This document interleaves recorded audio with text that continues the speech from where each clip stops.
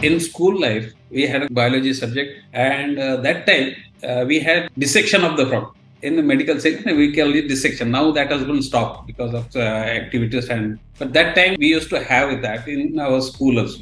So our main activity was that we are 2, 3 students, me and my friends. We used to go outside and catch those frogs and bring it in the school. And then what happens, we used to leave that frog on the floor. Then chiller chilli, all girls, and that make us a caucus. That was a fun music for that. Again, when they started chilling, teacher used to come and then kya ho gaya, kya ho gaya. Then we again catch that frog and leave it there. We have brought that for that. So it was a fun part of that. At that time, we saw first dissection of the frogs inside of the frog.